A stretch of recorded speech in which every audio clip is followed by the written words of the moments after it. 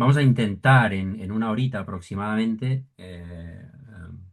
y dejando como un cuarto de hora o 20 minutos al final para todos aquellos que queráis reflexionar, preguntar o solucionar algún tipo de dudas sobre lo que queráis o sobre la temática de la clase. Vamos a intentar a lo largo de esa hora pues dar un par o tres de consejos, de inputs que yo creo que son importantes, ¿no? A la hora de entender qué es la fotografía desde un punto de vista no tan técnico, sino qué es la fotografía documental, social, la fotografía de reportaje contemporánea o no. Luego veremos un poco, si queréis, esa diferenciación que al final puede tenerla, ¿no? Aunque es muy sutil esa línea, como siempre.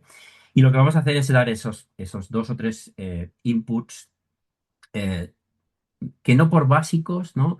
Dejan de ser importantísimos. Creo que de ahí parte el concepto, y de ahí parte que entendamos de lo que estamos hablando, y de que esto es ir más allá de simplemente asir una cámara y apretar un botón para que se abra un obturador y captar una fotografía, ¿no? Yo creo que estáis todos viendo la pantalla. Si alguien no lo está viendo, pues que lo diga por el chat, y Edgardo, pues que me diga cómo solucionarlo técnicamente. Yo creo que todos estáis viendo la pantalla. Se ve A mí me perfecto, gustaría, Alfonso. Adelante. vale, a mí me gustaría empezar con una pregunta. Mm, una pregunta, o podríamos resumirlo en una pregunta, pero formulada en varias partes, ¿no? Y es,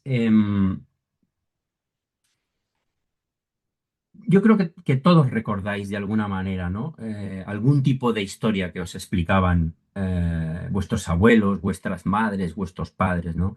Yo creo que todos debéis recordar, ¿no? De alguna forma aquellos primeros cuentos, aquellas primeras películas, ¿no? Los que sois más jóvenes, pues aquellas primeras series, ¿no? De dibujos animados, de animación que veíamos en la tele, ¿no? Aquellos cuentos que nos leían nuestros padres, ¿no? En la cama. Eh, yo creo que todos, de alguna manera, recordáis eh, cuando erais niñas o niños, todos recordáis aquellas historietas que nos hacían abrir los ojos y la mente de una manera absolutamente incondicional a lo que había ahí fuera, ¿no? A lo que nos podía llegar a ilusionar, o en definitiva a formar nuestra imaginación. ¿M? Que todos sabemos que cuando somos niños o niñas, eso está mucho más potenciada que cuando somos grandes, por cuestiones químicas de nuestro cerebro, ¿de acuerdo? Nuestro cerebro no tiene filtros, y entonces capta de manera mucho más amplia cualquier cosa, sea real o no. Yo creo que empezar con esta pregunta me va a permitir exponeros o deciros que lo que quiero que hagáis a lo largo de esta hora es reflexionar sobre esto, ¿vale? Porque aquí está la esencia, ¿no? Eh, Somos narrativa. El ser humano, por naturaleza, em, más allá de lo que somos biológicamente o físicamente, ¿no? Que es un conjunto de células, ¿no? De carbono y de compuestos químicos. Más allá de eso, somos narrativa pura. Es decir, que nuestra conciencia, ¿no? Que es lo que de alguna manera nos separa como en dos bloques, nos convierte en ese binomio indisoluble. Nuestra conciencia está basada en la narrativa. Fijaos, volvamos a la reflexión que os hacía antes, a la pregunta con la que he empezado. De niños, yo creo que todos estáis de acuerdo en que nos explican la vida y su sentido en forma de historias cercanas, lejanas, de un amigo tuyo, de una amiga, de tu abuelito, de tu padre, de lo que has visto en la televisión, de lo que ha ocurrido en tu pueblo, en tu barrio. Es decir, que la vida se nos explica porque en ese momento la vemos, pero en muchos casos el cerebro no lo tenemos lo suficientemente desarrollado, y por lo tanto la conciencia eh, lo vemos en un formato de historia, ¿de acuerdo? Es decir, nos están ya creando un relato, ¿vale? De lo que debe ser la vida, porque de lo que debe ser, porque nos lo están, de alguna manera, nos lo están imponiendo, porque nos lo están explicando de manera externa. ¿vale? Y nosotros a partir de ahí es cuando empezamos a desarrollarnos, ¿no? Es decir, nuestro cerebro, nuestra conciencia, nuestro cerebro no está desarrollado del todo porque es algo que va a la par. Y entonces lo que nos ocurre es que todo lo que nos llega, todo lo que absorbemos de alguna manera, nos influye de una manera absolutamente, nos interfiere de una manera absolutamente determinante en todo ese proceso que nos queda por llevar a cabo, que es el proceso de crecimiento en todos los sentidos, pero sobre todo en el proceso de crecimiento de nuestra conciencia, ¿no? Entonces, a partir de aquí, dejamos de ser niños, ¿vale? Y ya como adultos, no hay un momento en el que dejamos de ser niños y pasamos de ser adultos, al menos no es una línea muy marcada, yo creo que es un proceso que también son años, ¿no? Pero hay un momento en el que entramos a ser adultos y ahí nos empezamos a convencer de cómo es el mundo y de quiénes somos y de cómo somos y de qué somos a través de esas historias que nos han explicado en el pasado y que ahora nos explicamos a nosotros mismos o que siguen explicando a nosotros. ¿De acuerdo? Es decir, aquí es cuando empieza de alguna manera a entenderse la vida por aquello a lo que somos afines, ¿no? Es decir, lo que nos gusta, lo que no nos gusta, lo que nos proporciona sentido muchas veces, ¿no? La calma, la felicidad, el miedo, el drama, todo eso, al final, esos anhelos que como seres humanos todos los tenemos iguales, lo que pasa es que unos los potenciamos más que otros, dependiendo de nuestra personalidad o de lo que nos han explicado en nuestro pasado, cuando nos hemos formado como personas, ¿no? A través de pues, nuestros profesores, nuestros amigos, nuestros padres, nuestra familia, etcétera, ahí es cuando nosotros, de alguna manera, afianzamos esto que yo os explico, de que somos narrativa pura. ¿De acuerdo? Tanto que al final, como os pongo aquí, llegamos a vivir en esas historias, es decir, vivimos por esas historias y para esas historias llegamos de alguna manera hasta incluso llegar a transformar la realidad. ¿Cómo? Pues bueno, todos habéis visto películas de fantasía, ciencia ficción, habéis leído libros, ¿no? De ciencia ficción, de historias que no son reales, ¿no? Pero que las convertimos casi en reales porque son verosímiles, que esta es una palabra clave también en la fotografía documental, ¿de acuerdo? Son verosímiles. A veces no son verdad, son verosímiles, que hay una diferencia muy grande, ¿de acuerdo? Entre esas dos palabras. Y luego también llegamos a ir a veces incluso más allá de todo esto, llegamos a crear trastornos mentales o psicológicos con esto. ¿De acuerdo? Eso es algo de lo que antes no se hablaba, pero de lo que hoy en día, afortunadamente, pues el ser humano empieza a encajarlo como que es una realidad y que hay que exponerlo porque se puede solucionar, ¿no? Pero eso al final forma parte de todo ese proceso que hemos llegado de aprendizaje a través de la narrativa que nos envuelve continuamente. Y cuando ya entramos en una tercera fase, que nos dice, eh, o que la sociedad, o que ya bueno, por la edad cronológica que tenemos, alguien nos dice pues, que somos ya, estamos en nuestra tercera edad, en nuestra vejez, ¿vale? Entonces lo que empezamos a hacer, aparte de seguir influyéndonos y de que nos influyan, empezamos a explicar esas historias, ¿de acuerdo? Ya integradas en nuestra conciencia, ¿no? Y muchas veces las idealizamos hasta tal punto que es lo que os digo, son verosímiles, pero a veces no son verdad, ¿de acuerdo? Es decir, son historias que podrían ser verdad, son creíbles, pero que no son verdad. Las hemos transformado nosotros en verdad. Y eso seguramente ya nos pasa no solo en una edad ya cuando ya somos viejitos, sino cuando empezamos ya a ser adultos, es decir, nos empieza a pasar bastante pronto eso, ¿no? Al final, yo creo que, mm, no sé si podéis estar de acuerdo conmigo o no, pero al final yo creo que la tendencia en todos nosotros, bastante por igual esto, al menos en la inmensa mayoría, es crear eh, patrones, es decir, otras personas, porque al final somos patrones, ¿no? De una sociedad, de una cultura, ¿no? Mm, a nuestra imagen y semejanza. Yo creo que esto parte de aquí, ¿no? Nadie quiere crear a alguien diferente o contrario a uno mismo. Nadie quiere crear a alguien que opine lo contrario, ¿no? Es decir, es verdad que también es importante y los que toman conciencia de esto intentan dar libertad para que el que tenemos delante, la que tenemos delante, empiece a hablar por sí sola. empiece a ser alguien diferente, empiece a tener esa libertad de opinión, de criterios, etcétera. Pero al final, cuando esa persona llega a estar en un punto en el que llega a ser contrario a ti, de alguna forma se produce un rechazo. Y eso nos pasa, pues, un ejemplo claro, os lo podría que nos pasa en política, por ejemplo, ¿no? Cuando alguien tiene un discurso, es de un partido político que no va para nada con lo que nosotros creemos, ¡pum! Se convierte en un contrario. Cuando alguien apoya a un deportista que es contrario al que tú apoyas, o a un equipo de fútbol, o a un equipo de básquet que es contrario al tuyo, lo conviertes en alguien que es tu opuesto, es lo contrario, etcétera, etcétera. Y lo reducimos a eso. ¿De acuerdo? Solemos simplificarlo, porque el ser humano lo que intenta en la mayoría de los casos es simplificarlo, aunque en ese proceso de simplificación podamos llegar a ser muy complejos y podamos llegar a complicarnos la vida muchísimo, ¿vale?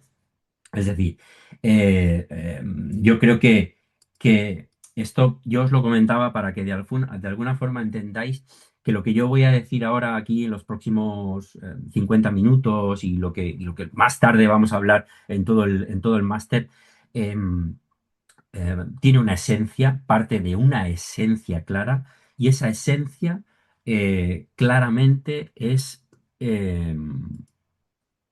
que la fotografía se basa en contar una historia. La esencia de la fotografía documental, de la fotografía de reportaje, el fotoperiodismo, la fotografía más artística, más conceptual, se basa siempre en contar una historia. Puedes utilizar 20 fotos, 50 fotos, 100 fotos, 300 fotos o una foto, pero la esencia siempre es contar una historia. ¿De acuerdo? Porque nos basamos en eso. Pero esto no es único. Es decir, que en fotografía la esencia sea contra una historia, no es único. O sea, este concepto se repite en la literatura, se repite en los ensayos, se repite en la pintura, en el cine, se repite en muchos otros ámbitos de, podríamos decir, sí, ¿por qué no? Podríamos decir, se repite en muchos otros ámbitos de cómo nos expresamos los seres humanos, ¿no? De cómo exponemos, ¿no? Lo que tenemos dentro, nuestra conciencia, cómo lo exponemos afuera. Es decir, que quedaos con esta palabra, ¿no? Esencia. Y la esencia de todo esto es contar una historia, básicamente, ni más ni menos, ¿de acuerdo? Yo os voy a poner un par de ejemplos, ¿vale? Intercalados con algún otro concepto, pero, por ejemplo, ahora estoy trabajando en un reportaje sobre Timor-Leste para National Geographic, ¿no? Y bueno, pues me toca, ¿no? En este caso concreto, me toca contar, hacer una semblanza del país, ¿no? Que esto, bueno, pues puede ser documentalismo, puede ser reporterismo, puede ser fotografía de viajes, ¿por qué no? ¿No? Depende de cómo la queramos entender, ¿no? Yo creo que esto se va a ver a lo largo del curso, pero la fotografía de viajes ideal es aquella que se podría definir como una especie de fotoperiodismo de viajes, donde haya una realidad, donde se muestre algo que sea, que esté basado de alguna manera en lo que estamos viendo en el país, en todo su abanico, ¿no? Es decir, tradiciones, cultura, geografía. Intentemos ser documentales con eso, ¿no? Como toda la fotografía, ¿no? Porque antes os lo comentaba esto, es decir, la fotografía de reportaje siempre es documental, pero no siempre la fotografía documental es reportaje. Aquí hay una clara línea, ¿no? que yo creo que vale la pena definirla, ¿no? Es decir, cuando tú haces un reportaje y tú explicas una historia con una serie de imágenes que están sujetas, ¿no? a una especie de cadena, por decirlo así, temporal, ¿no? Están sujetos a una narrativa cronológicamente ordenada. Eso podría ser reportaje, pero no siempre tiene que ser documental, porque el documental abarca muchos otros ámbitos. Es decir, yo puedo explicar una historia que sea completamente real y además de verosímil, ¿no? A través de fotografiar sillas, de hacer un fotolibro con 100 fotografías de sillas. ¿Por qué no? Si en esas sillas se ha sentado alguien que ya no existe. ¿de acuerdo? O habitaciones, ¿no? Habitaciones donde han ocurrido cosas, ¿de acuerdo? Puedo fotografiar ese espacio completamente vacío. Son 20 fotografías de 20 habitaciones que no tienen un orden. Yo las puedo disponer como a mí me plazca. ¿Eh? Las puedo haber hecho a lo largo de 10 años, a lo largo de 10 días, y luego las puedo disponer de la manera que a mí me plazca, ¿no? Siguiendo más una estética, ¿no? Un orden estético, una edición gráfica basada un poco en la estética o en lo emocional, que no simplemente en algo más basado en el tiempo, ¿no? En algo que una fotografía nos está mostrando una introducción, un inicio, luego hay una serie de fotografías que nos muestran un nudo, ¿no? Donde se desarrolla la historia, y luego hay una serie de fotografías que concluyen o que acaban esa historia. Eso es más reportaje, pero también es documental. En cambio, lo otro que os digo ya no es, yo ya no lo metería ni en reportaje ni en fotoperiodismo, ¿vale? Y esto simplemente me diréis, ¿pero esto por qué? Porque de alguna manera está bien poner líneas, ¿no? De alguna manera está bien definir las cosas para que nos enteremos de en qué ámbito estamos de la fotografía, qué es lo que queremos, cómo queremos expresarlo, a qué público va dirigido, ¿de acuerdo? Y esto muchas veces nos ayuda, este marcar, por decirlo así, esta especie de llaves, ¿no? En las que de alguna manera incluimos o excluimos según qué tipo de fotografía, nos marcan en muchas ocasiones el fin o el contenido de lo que estamos haciendo, ¿vale? Como os decía, Timor-Leste es un... No sé si lo conoceréis, supongo que sí, ¿no? Es un pequeño país del sudeste asiático que ha tenido una historia, sobre todo reciente, muy convulsa. Entonces, es el país más joven de Asia. Em, Está a punto de cumplir 25 años. Y bueno, pues aquí me tocaba de alguna manera intentar contar su pasado, intentar contar su presente, ¿no? Que, que es lo fácil, contar el presente siempre es lo fácil en fotografía.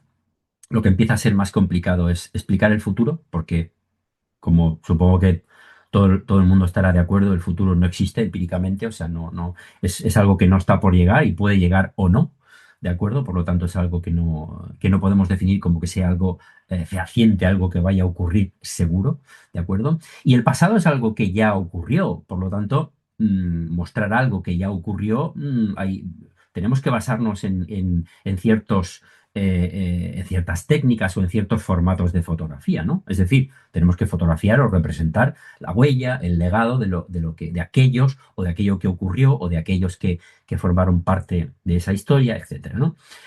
Sí que es verdad, aquí os lo pongo, que a veces el futuro se puede simbolizar.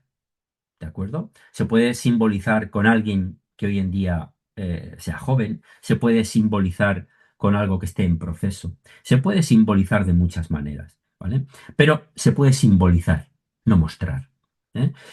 Recordad, y luego lo vamos a ver esto, recordad siempre que la fotografía documental, la fotografía de reportaje, eh, lo que intenta, básica y exclusivamente, es mostrar, no cambiar. No debemos entenderla como algo que cambie las cosas, porque al final, como fotógrafos, como fotógrafas, no tenemos esa misión. No nos tiene que agobiar, no nos tiene que absorber el hecho de que, bueno, quiero cambiar las cosas, quiero ir más allá, quiero hacer, yo creo que eso yo creo que eso nos coarta.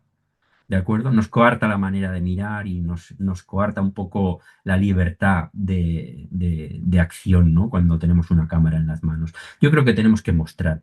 Y cuando lo simplificamos hasta ese punto, con toda su complejidad, empezamos a entender lo que es la fotografía documental, la fotografía social o la fotografía de reportaje, ¿de acuerdo? Y os voy a mostrar ahora unas cuantas fotos para que veáis nada, es una pequeña selección, ¿eh? Porque si tenemos que ver aquí cientos de fotos nos aburriríamos y no tendríamos tiempo, pero en esta pequeña selección que he hecho, que podrían haber sido otras, que a lo mejor incluso diríais son más buenas o no, pero bueno, en esta pequeña selección que yo he preparado para vosotros, vamos a ver que lo que voy a intentar aquí es mostrar un poco, y que esto es aplicable también a la fotografía de viajes, ¿eh? Es mostrar un poco dar una semblanza, una fotografía, como dicen los ingleses, ¿no? Una picture, como dicen los ingleses, de lo que es el país, de lo que es Timor-Leste, ¿no? A través de conceptos que vamos a entender de seguida con la imagen, sobre todo porque a las imágenes muchas veces, o sea, por sí solas ya hablan, ¿no? Pero también van acompañadas de una cosa muy importante, como decía Alberto García Lix, ¿no? El gran retratista del siglo XX y XXI de nuestro país, que los pies de foto hacen andar a las fotografías. ¿De acuerdo? Por lo tanto, cualquiera de estas fotografías, cuando se publica o cuando alguien la ve en un libro, en una revista, en una publicación, eh, lo normal es que lleve un pie de foto. Y esto es lo que va a explicar. ¿De acuerdo? Porque a mí me gustaría también haceros hincapié en un pequeño detalle. Es decir, la fotografía documental, cuando es muy conceptual, ¿no? Que es algo que hoy en día está como muy en boga, ¿no? Desde hacía tiempo, por eso, desde hace años incluso podríamos decir, la fotografía conceptual contemporánea se basa mucho en conceptos o en imágenes a veces incluso muy abstractas, ¿de acuerdo?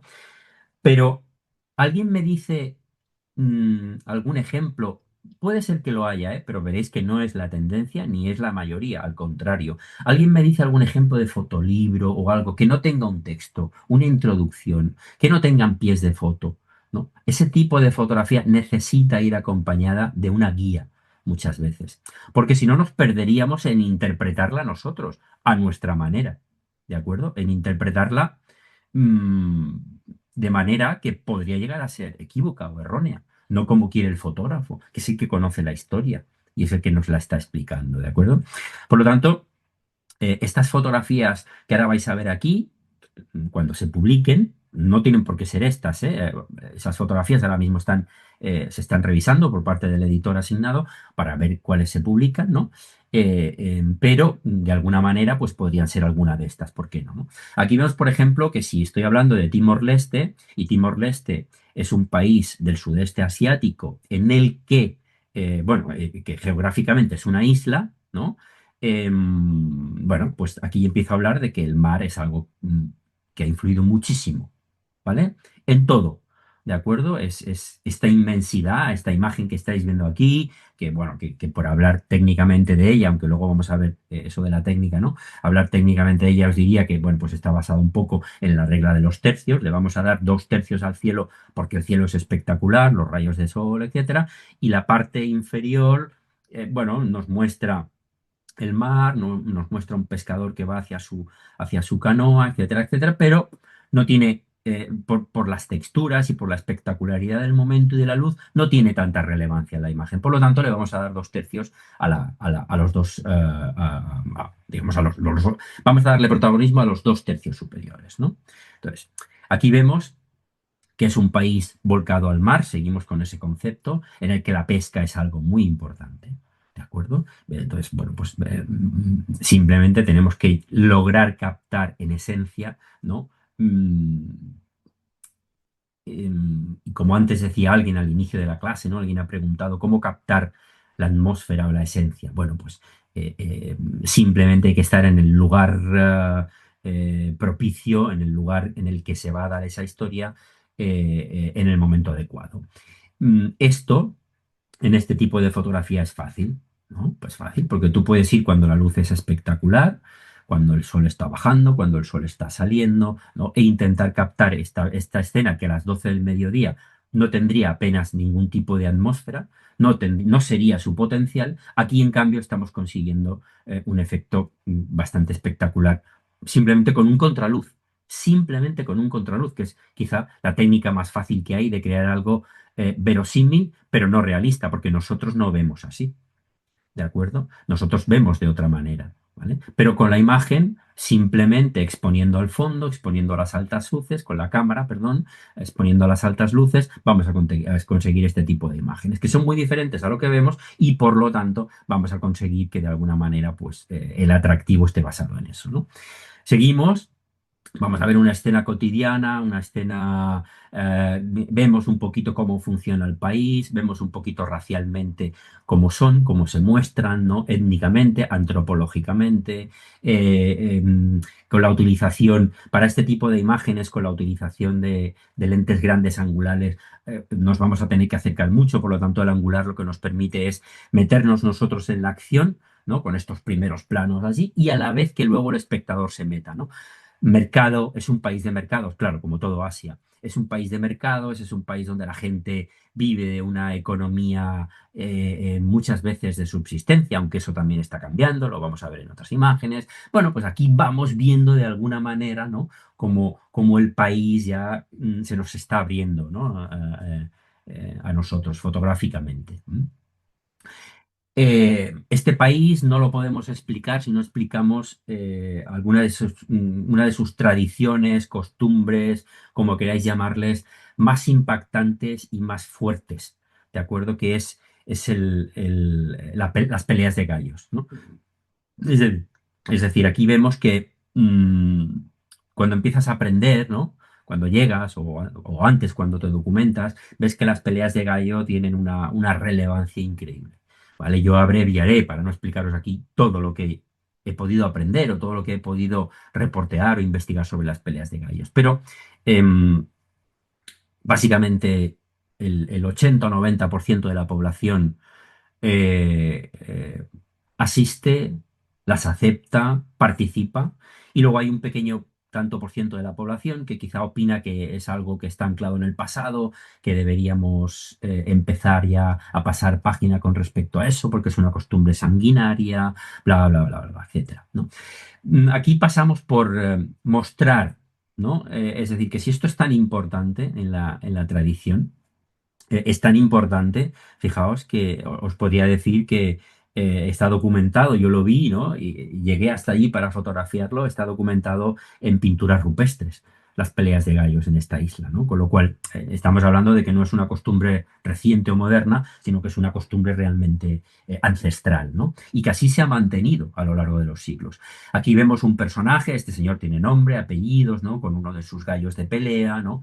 A los gallos los tratan como auténticos, como auténticos gladiadores, ¿no? Los cuidan hasta el momento en que entran en la arena. Cuando entran en la arena, victoria o muerte es como funciona, ¿no? Entonces, al final, bueno, nos encontramos que es todo un ritual, ¿no? Antes de las peleas, pues los contrincantes se encuentran fuera del ruedo para poder encenderse, ¿no? Para poder de alguna manera excitarse de cara a la pelea, ¿no? Encontramos que es una costumbre muy sangrienta, encontramos que además no hay ningún tipo de piedad por parte de los que asisten o de los que practican, ¿no? Em, este tipo de espectáculo, de tradición o de, como le queráis llamar, ¿no? Porque, bueno, cuando el gallo pierde, pues normalmente no está muerto, normalmente acaba herido, a veces de gravedad, pero bueno, se limitan a cortarle las piernas, a desplumarlo y a la cazuela, el que pierde, ¿vale? Y eso es así mientras el gallo todavía está vivo, no se molestan ni en acabar de matarlo, ¿no? El vencedor va a pasar a una siguiente ronda o va a ser llegado a su casa de nuevo hasta que se recupere si tiene alguna herida y pueda volver a funcionar. Sabéis que les ponen unos espolones tremendos, ¿no? Para que las peleas sean más sangrientas. Aquí estamos viendo un momento en el que están atando un espolón en una de las piernas, ¿no? Tengo muchas fotos del detalle de cuando se le ata el espolón, pero esta imagen me ha parecido mucho más impactante, ¿no? Por el tema de la luz. Tiene mucha más atmósfera, ¿no? Como hablábamos antes, ¿no? Mostramos el futuro, muchas veces, hay muchas maneras de hacerlo, pero mostramos el futuro con gente joven normalmente. Cuando fotografiamos gente joven, estamos mostrando un poco mm, cuál puede ser, ¿no? Los próximos pasos, ¿no? Quiénes son los que van a controlar, ¿no? El cotarro, quiénes van a dirigir, quiénes van a argumentar, ¿no? El hilo de la vida en ese país, ¿no? En ese o en cualquiera, ¿no? Hablamos de como la fotografía de la izquierda, ¿no? Alguien que a pesar de ser joven no tiene un camino fácil. va a avanzar, pero Timor-Leste, como os podéis imaginar y como podríais leer en el texto, ¿no? Pues sería un país con muchas dificultades, sería un país de los más pobres, un país que apenas tiene turismo, un país que está basado un poco en ayudas externas, que afronta grandes retos como el tema de las enfermedades, de la tuberculosis, el tema de la acaparación de negocio y de territorio por parte de potencias como pueden ser los chinos, ¿no? Etcétera, etcétera. Vamos a través de historias o de fotografías, vamos a hablar de su independencia que tuvo lugar en el 2002, por lo tanto, ahora dentro de un año se va a cumplir, se van a cumplir los 25 años, ¿no? Es decir, son países que son muy jóvenes. Este concretamente es el más joven de Asia, con lo cual tiene todavía mucho que caminar, ¿no? Mucho que andar, ¿no? Aquí vemos algo también que nos va a hablar de su cosmogonía, de su historia, ¿no? Aquí veis arriba unos chicos jóvenes y detrás hay una especie de mural en 3D, ¿no? Que es un cocodrilo. Y abajo veis un cocodrilo real, ¿no? Que fotografié mm, cuando venía a saludarme muy amablemente. Es un cocodrilo salvaje y Timor-Leste es conocido como el país cocodrilo, según su tradición ancestral, según su cosmogonía. ¿No? Es el país cocodrilo por una historia de una niña, ¿no? que salvó a un cocodrilo y que luego el cocodrilo le ayudó a ella y que además la propia isla tiene forma de cocodrilo, ¿no? Entonces, en su tradición más antigua, se cree que el cocodrilo es el animal, ¿no? El tótem que marca la historia del país y que de alguna manera fundó o creó Timor, ¿no? Timor-Leste, ¿vale? Por lo tanto, era muy importante fotografiar referencias a los cocodrilos para poder explicar con una imagen o dos, ¿no? De dónde venían, ¿no? A nivel de cosmogonía, ¿vale? Hablamos de cuestiones, bueno, cuestiones que nos representan muy bien cuál es el presente y cuál es el futuro. Por ejemplo, esta mujer, Agustina, es una pescadora submarina, ¿no? Que con su pequeño arpón, todo muy manual, todo muy casero, pues caza sobre todo pulpos y pequeños peces de arrecife, pero que debido al cambio climático, a las grandes tormentas, ¿no? A la temperatura del agua, etcétera, eso se está diluyendo en el tiempo. Ya las nuevas generaciones no quieren pasarse 10 horas bajo el agua practicando esto, ¿no? De alguna manera, porque no le ven futuro, ¿no? Por lo tanto, aquí estamos hablando un poco de ese paso, ¿no? Del pasado, de lo que era el pasado a lo que es el futuro, ¿no? De esa transición, ¿no? Fotografiamos personajes relevantes, ¿no? Como artistas, ¿no? Como esta mujer que hay a la izquierda, ¿no? E intentamos fotografiarla de una manera un poco más onírica, porque ella es una persona sensible, porque ella es una persona que nos explica cuál es su realidad a través del arte, ¿no? De una manera más abstracta a veces. A la derecha tenemos la fotografía de un paciente, de un enfermo de tuberculosis, que es el principal reto que tiene ahora a nivel de salud el país, ¿de acuerdo? La tuberculosis, hay muchísimos infectados, es un problema grave, no solo en Timor-Leste, pero Timor-Leste es uno de esos países que no lo ha superado, ¿no? Nos encontramos con algo súper importante, ¿no? Y es que las nuevas generaciones, algo que aprendí, es que muchas de las nuevas generaciones no entienden que respetar su entorno, respetar, en este caso el entorno marino, ¿no? Les puede ayudar muchísimo en el futuro, ¿no? Pues por cuestiones de medio ambiente, por cuestiones de preservar la pesca, por cuestiones de luchar contra el cambio climático, por cuestiones de turismo, ¿de acuerdo? Entonces, busqué a una persona que no supiera ni bucear, que nunca hubiera bajado a un arrecife y lo fotografié, a pesar de ser timorense y de vivir al lado del mar.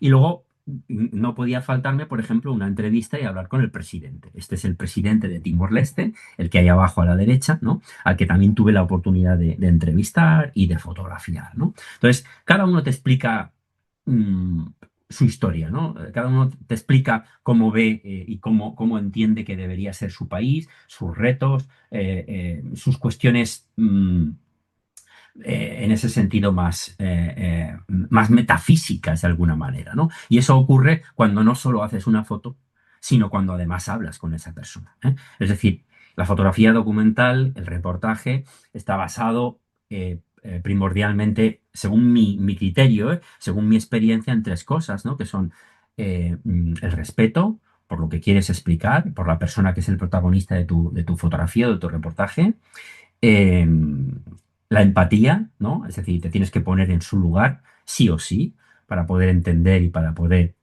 proceder o complementar ese respeto. Y luego la pausa.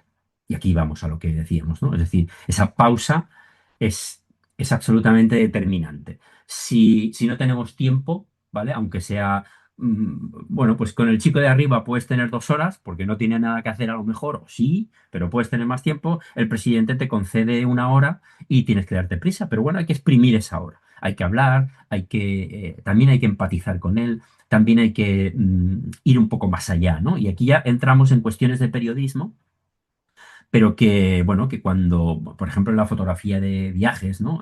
Cuando lo que queremos es hacer un reportaje de viajes, ya sea de manera profesional, ¿no? O sea, de manera simplemente privada, es muy importante. Viajar no es solo el lugar. De hecho, creo que es lo menos importante el lugar, ¿de acuerdo? Lo importante es con quién te cruzas, con quién te encuentras en ese lugar, ¿no? Eso yo siempre, algunos de los que estáis aquí me habréis oído decirlo, ¿no? Que no es solo el destino, no es el camino, sino que es la compañía, ¿no? Y esa compañía a veces viaja contigo y a veces te la encuentras en ese destino, ¿de acuerdo? Por lo tanto, es algo que es perfectamente aplicable a lo que estamos diciendo aquí, ¿no? Es decir, al final mm, son las personas las que nos van a dar una fotografía, ¿de acuerdo? Es muy interesante fotografiar, es muy bello fotografiar un paisaje, es muy bello fotografiar un lugar, un espacio, una localización vacía a veces. Es muy bello fotografiar un animal, bellísimo, es importante, pero al final la fotografía con la que más afinidad vamos a tener, con la que más nos vamos a identificar, la que nos va a hacer pararnos un poquito más, aunque sea un segundo más, va a ser la fotografía de una persona. Por razones obvias, porque nosotros somos humanos también. Nos preguntamos, ¿no? ¿Quién es esta persona? ¿Qué hace? ¿Qué explica? ¿Qué pretende? ¿No? Y eso es muy importante tenerlo en cuenta, ¿de acuerdo? El pasado, la huella, el legado, cuando los portugueses se fueron de Timor-Leste, de la época de ocupación portuguesa, por eso Timor-Leste es un país lusófono, por eso uno de sus idiomas, ¿no? es el portugués todavía.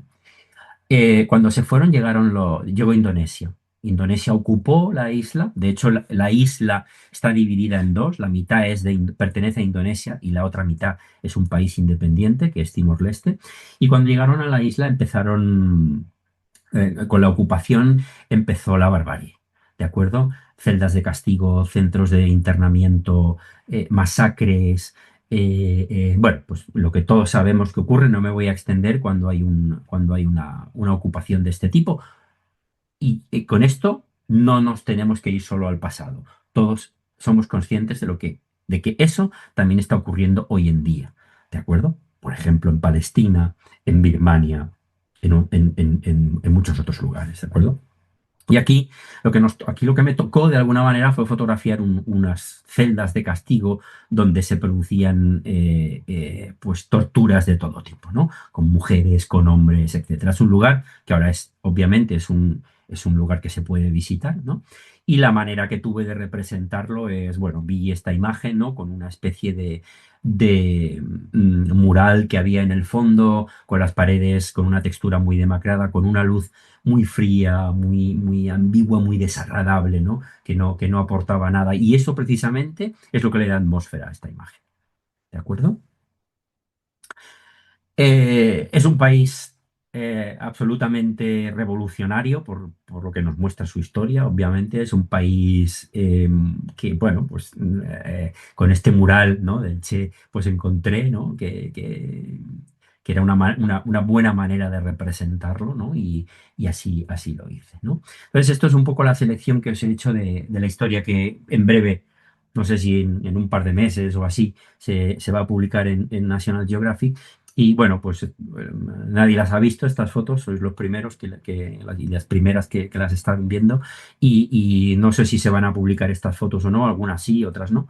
Mm, pero es para que entendáis un poquito ese concepto, ¿no? de representar a través de un reportaje, a través Aquí sí que podríamos decir que no es una historia cronológica, es simplemente una narrativa más lineal, ¿de acuerdo? Es una edición gráfica más emotiva o simbólica de lo que representa ese tipo de reportajes, ¿de acuerdo?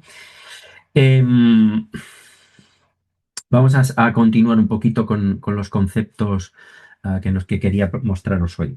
Tenemos que como yo les digo, ¿no? Los preceptos, lo que tenemos que tener claro antes de querer contar una historia, y esto ahora va un poco dirigido al ámbito profesional, aunque es aplicable a cualquiera, como podéis ver, es tener una buena idea, una buena tesis, ¿de acuerdo? Todos tenemos que tener una idea en la cabeza de lo que queremos explicar, pero además esa idea tiene que tener una tesis, ¿no? Es decir, ¿cómo la vamos a explicar? ¿De qué manera?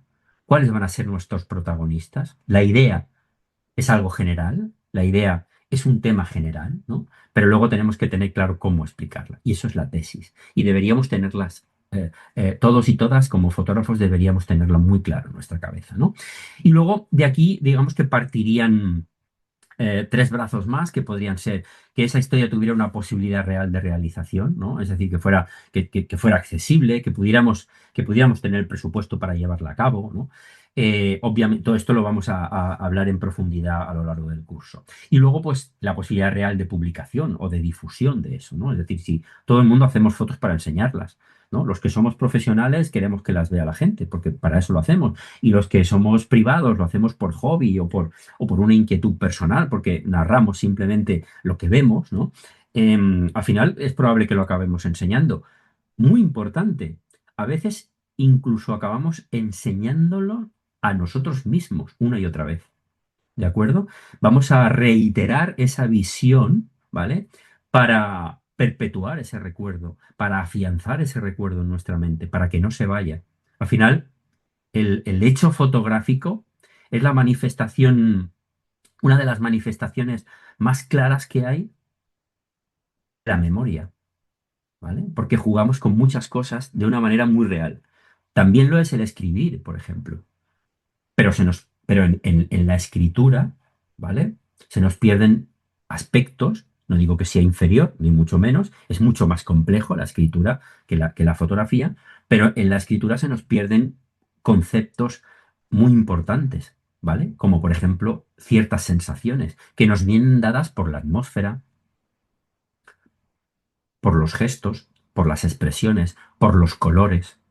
¿De acuerdo? Los colores nos transmiten sensaciones, ¿no? Y eso parte de la fotografía, parte de la pintura también, ¿vale? Pero la pintura muchas veces se queda en verosímil. Una pintura realista se nos queda en que es verosímil, ¿vale? Todos sabemos, todos hemos visto pinturas de Rembrandt, ¿no? Pinturas que tienen un dominio de la luz absolutamente exquisito, pintores, ¿no? Autores que tienen un dominio de la luz absolutamente exquisitos, ¿no? Pero no deja de ser algo verosímil. ¿Mm? En cambio, tenemos a otros representantes de la pintura, como por ejemplo Goya, que está considerado el primer fotoperiodista así conocido de la historia, por ejemplo con sus grabados los grabados que llegó a realizar de los desastres de la guerra o así, que a través de trazos muy toscos y muy burdos en ocasiones, ¿no? También nos mostraba una realidad, ¿vale? Era un grabado es algo verosímil, pero no es real. ¿De acuerdo? La fotografía sí, porque con procesos químicos, ahora ya con procesos digitales, con alta tecnología, conseguimos plasmar exactamente la cosa tal y como es, exactamente igual, ¿vale? Sin apenas diferencia, a no ser que con el encuadre y la composición queramos variar eso de manera intencionada, ¿vale? Y otra tercera pata, que yo le diría, otro tercer concepto a tener en cuenta, otro tercer precepto, sería el de la planificación previa. Igual que nos planificamos un viaje fotográfico, igual que nos planificamos un viaje de placer o de odio o de experimentación o de exploración personal nuestra, también tenemos que planificar un reportaje a nivel profesional. Porque tenemos que ser versátiles sobre el terreno y eso sobre todo nos lo va a dar tener conocimiento.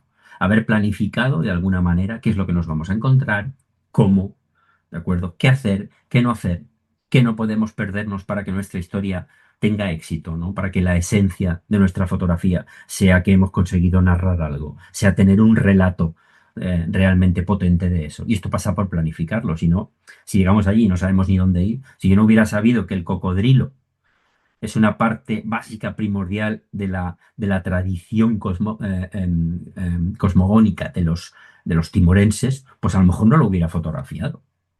A lo mejor lo hubiera visto de casualidad, pero no me hubiera pasado 3 días detrás de un cocodrilo, ¿vale? O dos o tres, o los que yo hubiera podido conseguir para poder fotografiarlo. O hubiera pasado fijaos, hubiera pasado por el graffiti ese que os he mostrado antes, con unos jóvenes allí, así en plan un poco alternativo, y tal. A lo mejor hubiera pasado por delante del cocodrilo y no hubiera parado con el coche a hacer la foto. Hubiera dicho, wow, pero nada más, ¿vale? O sea, a partir de que yo sé qué es lo que quiero fotografiar o qué es importante, yo genero esos documentos fotográficos posteriormente. Es verdad que en muchas ocasiones se nos dan cosas delante, ¿vale? Que no sabemos qué nos vamos a encontrar, porque es eso. Pero eso es la magia de la fotografía. ¿Vale? Esa es la magia un poco si es que se le puede decir magia, ¿no? Ese es el kit eso es lo interesante de la fotografía, ¿no? El podernos encontrar con cosas que no esperábamos. Yo el día que deje de sorprenderme viajando, el día que deje de ilusionarme, el día que deje de apasionarme a la hora de explicar una historia con fotos, creo que creo que es que a lo mejor igual es que estoy jubilado ya entonces, ¿no? O ni eso, porque bueno, no creo que yo llegue a jubilarme, ¿no? En ese sentido, pero yo creo que eso no lo voy a perder nunca. El día que lo pierda realmente diré que tengo un problema, ¿vale? Porque creo que así realmente sería, ¿no? Otra cosa con la que me gustaría que reflexionáramos hoy es el tema el concepto, ¿no? De la fotografía. ¿Qué es la fotografía documental o la fotografía de reportaje? ¿Es arte, es oficio, es servicio? ¿No? ¿Nos incluimos en uno de estos ámbitos, en otro, o nos incluimos en los tres? A mí me gusta pensar que sea cual sea el tipo de fotógrafo que somos o de fotógrafa que somos, em, yo creo que esto depende del fotógrafo, pero a mí yo estoy convencido de que es las tres cosas a la vez. ¿De acuerdo? Yo creo que es muy importante reflexionar sobre esto porque, como siempre digo, o sea, en la fotografía no hay demasiadas reglas, ¿eh? No hay demasiado que esté escrito. Somos nosotros quienes escribimos nuestras propias reglas. Por lo tanto, cuidado con esto, ¿no? Es decir, esto es mi opinión. Pero bueno, yo creo que yo lo que quiero es exponerla y que reflexionéis sobre esto, ¿no? Y podéis estar de acuerdo o no. Es arte, según yo lo entiendo. ¿Por qué es arte? Pues porque con la fotografía expresamos nuestra creatividad, ¿no? Es decir, es verdad que la vamos a basar en lo que vemos, ¿eh? La vamos a basar en algo que es real, que lo estamos viendo, ¿no? Porque la foto solo se puede captar si estás allí, si la estás viendo, ¿no? A no ser que estés utilizando un telescopio y fotografíes una estrella a 1500 millones de años luz, ¿no? Pero aparte de esa pequeño paréntesis, de esa pequeña excepción, creo que la fotografía la hacemos básicamente cuando estamos delante, ¿no?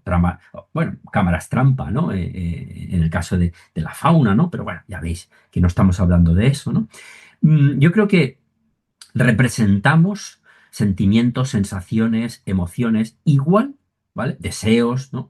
Igual que lo hace un pintor o que lo hace un poeta, de alguna manera, ¿vale? Es decir, es arte. Pues yo creo que sí, porque está marcada sobre todo por nuestra sensibilidad, ¿vale? Tú dices, es que yo no veo esta foto y tú sí la ves. Em, Practica, desarrolla tu sensibilidad, ¿vale? De aquí hay que partir, ¿vale? Esa, esa sensibilidad, esas ganas de explicar las cosas, esa capacidad de relatar, como os pongo aquí en la pantalla, ¿vale? Es lo que de alguna manera convierte la fotografía documental, la fotografía de reportaje, en arte para mí, ¿no? Y luego, algo mucho más profano, por decirlo así, con nuestras fotografías se especula, igual que se hace con una obra, con una obra pictórica, con una escultura, con nuestra fotografía, o sea, nuestras fotos se exponen en galerías, se publican en libros, ¿no? En revistas, ¿no? Entonces, al final, ocurre lo mismo que con otro tipo de arte, para que nos entendamos. Las compran los coleccionistas. Por lo tanto, ¿por qué no considerar que esta fotografía es arte? Otra cosa es que cada uno de nosotros como fotógrafos nos encontremos más vinculados a un concepto o a otro. Yo siempre he dicho que la fotografía, que yo más que un artista soy un artesano, ¿de acuerdo? Porque, bueno, de alguna forma, pues, aunque sé que la fotografía se considera arte y creo que firmemente que es arte, luego mi manera de entenderla, mi manera de actuar con una cámara en las manos, yo creo que es más artesana. No voy de gran creativo, ¿no? Mis fotos no están basadas de alguna manera y para que nos entendamos y para seros sinceros, no están basadas en algo abstracto, en algo muy conceptual. Están basadas en la realidad. Por eso me dedico a este tipo de fotografía, ¿no? Y con eso no quiero decir que sea mejor este tipo de fotografía que otra. Simplemente que es lo que yo he escogido o que es lo que soy capaz de hacer, ¿no? Es para lo que creo que me he formado y para lo que creo pues que de alguna forma me quiero de alguna forma dedicar o me he querido dedicar a lo largo de tantos años, ¿no? A mostrar la fotografía desde un punto de vista más artesano y sobre todo, ¿no? De oficio, como os digo aquí, ¿no? Más artesanal que no artístico, ¿no? Al final, es oficio para muchos, claro que sí, ¿vale? Es decir, es la ocupación profesional de muchos. Somos miles, ¿no? Decenas de miles de fotoperiodistas, fotógrafos documentales en el mundo, ¿no? Por lo tanto, es un oficio. De ella vivimos, de ella cobramos, ¿no? Con lo que ganamos de esas fotos pagamos las facturas. Nos vamos de viaje, nos vamos de vacaciones, ¿vale? Mm, es además un trabajo que llevamos a cabo con nuestras manos, con nuestro intelecto, ¿no? Con nuestra destreza manual, física, ¿no? Utilizamos instrumentos al final, igual que el pintor, ¿no? Pues utiliza un lienzo y utiliza un pincel y pintura, ¿no? Óleos, ¿no? O pintura acrílica, pues nosotros utilizamos también, ¿no? Una cámara, un ordenador, lo analógico regresa, ya os lo he puesto aquí. Líquidos ampliadora, que es como yo empecé. Yo empecé revelando carretes, ¿no? Y haciendo ampliaciones, ¿no? Haciendo copias con ampliadoras, ¿no? Por lo tanto, también lo consideraría un oficio. Y luego, por supuesto, dentro del ámbito de la fotografía documental o del fotoperiodismo, es servicio. Aquí sí que no tengo ninguna duda ya, ¿no? Aquí sí que no hay mucho lugar a, a criterios diferentes, ¿no? Al final comunicamos, informamos, explicamos realidades mediante la verdad o mediante nuestra interpretación de la verdad, que debería ser verosímil y de alguna forma honesta, ¿de acuerdo? Y con eso, de alguna manera, ya lo estamos convirtiendo en un servicio, porque la gente, todos vemos fotografías a miles cada día en los periódicos, en las revistas, en la web, que nos informan de cosas que han pasado, ¿de acuerdo? Esas imágenes al final son imágenes que son un servicio, ¿no? Porque además con ello, pues concienciamos, además de informar, ¿no? Sensibilizamos, educamos, ¿por qué no? ¿No? ¿De acuerdo? Es decir, al final, no quiero que se malinterprete, no tenemos una misión, no somos los elegidos de nada, ¿no? Simplemente abrimos camino para aquellos que lo quieran seguir, ¿no? Abrimos un hilo informativo, abrimos una historia, explicamos una historia que alguien pueda tener la intención o que pueda estar interesado en escuchar en algún momento. No cambiamos el mundo, pero sí que tenemos que intentar mostrarlo. Eso para mí es un servicio a la sociedad, igual que lo es también el periodismo, o igual que lo es también la literatura, ¿no? Al final es también un servicio. Aquí os muestro otro reportaje que publiqué en el País Semanal. Nos encargaron mostrar qué estaba ocurriendo en Haití, ¿no? Un estado completamente fallido, un estado que colapsó hace un tiempo y que cada día va a peor, donde la comunidad internacional no hace nada o lo que hace es completamente inocuo, no sirve de gran cosa. Es un reportaje que salió en portada. Aquí os pongo la portada y aquí la fotografía que yo capté originalmente. Y es un reportaje que lo que intentábamos era mostrar algo parecido a lo de Timor-Leste, pero aquí, bueno, pues teníamos que mostrar la realidad en ese momento del país, que también es su realidad actual. Este reportaje tiene apenas un par de años o incluso menos, ¿no? Entonces, aquí vemos un poquito, pues, cómo se muestra un Estado fallido, ¿no? Pues bueno, se muestra con personajes que te dicen que al final no les queda otra cosa que rezar, si es que tienes fe, ¿vale? Cómo están las calles, te encuentras con realidades crudas y dramáticas como este cuerpo ardiendo en mitad de la calle que han quemado unas bandas callejeras. El país está tomado por bandas y aquí, si os fijáis en el detalle importante, os lo señalo, es que cómo se convive con esta realidad, que eso es lo que asusta realmente, ¿no? Es decir, que alguien está pasando con el coche pues de camino al trabajo o de camino a un recado o de vuelta a casa del trabajo y se limita a sacar la mano y hacer una foto con el móvil. De un ser humano que hace apenas un instante estaba vivo y ahora está completamente carbonizado en un cruce en el centro de la ciudad. No en un barrio apartado, no en una zona de guerra, no, en el centro de la ciudad, ¿vale? Por lo tanto, esta foto era una foto que tenía que aparecer en el reportaje, sí o sí, ¿de acuerdo? Aquí mostramos diferentes aspectos de la vida cotidiana del país, la violencia a través de las víctimas, la violencia de género, miembros de bandas callejeras que han sido, bueno, pues gente que ha sido herida, ¿no? Por disparos, como este chico. Cualquier pequeño sonido, cualquier ruido hace que la gente abandone las calles rápidas, ¿no? Se oyen disparos continuamente. Aquí se había oído un disparo, entonces la gente empieza a correr sin saber muy bien ni a dónde ni por qué, ¿no? Y ese constante ir y venir o sea, más que ir y venir, mm, esa constante incertidumbre de qué es lo que va a pasar, marca muchísimo la rutina y la vida cotidiana de todos en el país, creedme, ¿no? Bandas callejeras, fotos que te vas encontrando en el camino, ¿no? Pues esto, por ejemplo, aquí es un miembro de una banda callejera con el nombre, ¿no? de la banda. Y aquí, por ejemplo, esto simplemente es una habitación donde un disparo de bala hace entrar una pequeña rayo de luz, ¿no? Y se refleja en la pared, perdón, en el suelo, esto es el suelo, ¿no? Y se refleja desde el techo y es un orificio de bala. ¿De acuerdo? Por lo tanto, pues esta fotografía, ¿no? Pues nos muestra, ¿no? También simbólicamente qué es lo que ocurre en el país, ¿no? La masificación a la que está sometida Port-au-Prince, ¿no? Activistas, ¿no? Que viven y periodistas que viven ocultos, ¿no? Y que tratan de mostrar la realidad, pero en sótanos, ¿no?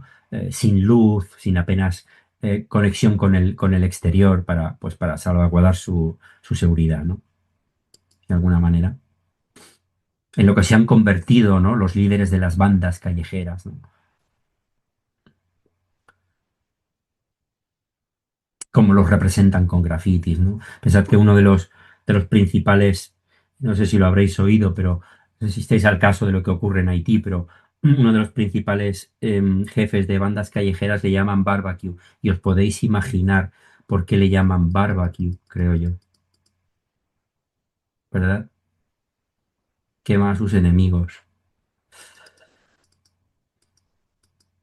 Bien, yo creo que aquí lo vamos a dejar, son las 8. Vamos a dejar 10 minutos, un cuarto de hora para que podamos hablar, comentar sobre lo que hemos dicho. Si alguien tiene preguntas sobre el máster, pues supongo que Edgardo va a ser tan amable de explicarnos. Aquí yo voy a dar 6 sesiones basadas un poco en estos conceptos, ¿no? Que eso, pues los que estéis interesados en el máster podréis acceder a esta información. Vamos a encargar una práctica individual para que podáis desarrollar vuestra historia con todo lo que vamos a ir viendo a lo largo de la asignatura. vamos a hacer unos conceptos iniciales, la fase de producción sobre el terreno, la ética, que es muy importante, el tema de la ética profesional, narrativa y lectura fotográfica. Aquí es donde vamos a hablar de líneas, luz, atmósfera, composición, encuadre, todo eso. Vamos a tratar un aspecto muy importante para mí en la fotografía documental, que es la fotografía de retrato. ¿Mm? Vamos a intentar desgranar lo que es un retrato. Y vamos a hacer una pequeña pincelada, ¿no? Vamos a hablar también un día de lo que yo considero fotoperiodismo de viajes, ¿no? Que es algo muy importante y que está, todo está muy unido. ¿De acuerdo? En este tipo de fotografía todo está muy unido, ¿no? Ese mostrar un poco la realidad desde un punto realista, desde un punto dramático o desde un punto de mostrar las bonanzas, ¿no? Todos son válidos, ¿de acuerdo? Todos los puntos de vista son válidos porque todos coexisten y porque todos existen, ¿de acuerdo? Yo os puedo mostrar un Haití tremendo porque es lo que iba a explicar y porque es real. Pero también seguramente podría haberos traído 20 fotos de Haití que fueran sitios maravillosos. Solo tengo que ir a los campos de cultivo, a las terrazas de arroz, a las playas, y veríais un Haití completamente diferente, ¿vale? Eh, yo creo que cuando hacemos un reportaje de viajes, por supuesto Haití no es el lugar, ¿no? Pero cuando hacemos un reportaje de viajes tenemos que mostrar la realidad desde un punto de vista lo más realista posible. ¿Eh? Esa realidad tiene que ser no solo verosímil, sino que esté basada en la honestidad y en la sinceridad que tenemos como narradores, como contadores de historias, ¿no? Yo, ya para concluir, yo os diría que a mí me gusta siempre de alguna manera, ¿no? Que, que entendáis que lo importante no es la fotografía en sí misma, ¿no? Sino la mirada, ¿no? El cómo miramos, ¿no? Nuestra intención y nuestra sensibilidad, ¿vale? Todos habréis oído alguna vez ese meme en lo que se ha convertido ya, ¿no? El que alguien te ve con una cámara muy grande, muy sofisticada y con un objetivo de 5.000 euros y te dice, hombre, con esa cámara vaya fotos tiene que hacer, ¿no? Vaya fotos tiene que hacer esa cámara, ¿no? Y bueno, pues es legítimo, es lícito cuando no sabes de qué estás hablando, pero vosotros ya creo que si todos estáis aquí es porque queréis dar un paso más en esto. Creo que es importante saber que la fotografía no lo hacen las cámaras, la fotografía lo hacéis vosotros, vosotras, y no con vuestra mirada, no con vuestra mirada, sino con cómo miráis. Eso es lo realmente importante, ¿no? La fotografía, aquí os lo pongo, tal vez, ¿no? Podríamos entender que es una herramienta muy útil para contar historias, ¿de acuerdo? Con esto tampoco desprecio en absoluto la técnica. Yo tenía un profesor de técnica cuando yo estudié fotografía, tenía una asignatura que era técnica fotográfica, donde se daba pues sensitometría, sistema de zonas, muchas otras cosas, ¿no? Y él me decía, la técnica apréndela muy bien, sácame una buena nota para que después te puedas olvidar de ella y no te moleste cuando fotografíes la vida. ¿Vale? Porque igual que cuando conducimos, si tenemos que estar pendientes de qué marcha, de qué pedal, del freno, del pie derecho ahora, de giro a la izquierda, de pongo el intermitente, si no lo hiciéramos como un acto reflejo, no avanzaríamos ni 100 metros, ni 500 metros con esa máquina infernal, pero que todos tenemos, ¿no? Y que la mayoría utilizamos, que son los coches, ¿no? Pues al final la cámara es como un coche. ¿De acuerdo? Nos va a llevar al sitio, pero no nos va a hacer ir seguros ni nos va a hacer que lo pasemos bien en ese sitio. Solo nos va a llevar. Pues la cámara es algo así, ¿no? Si me permitís la analogía. Así que, bueno, yo si os parece, lo dejamos aquí.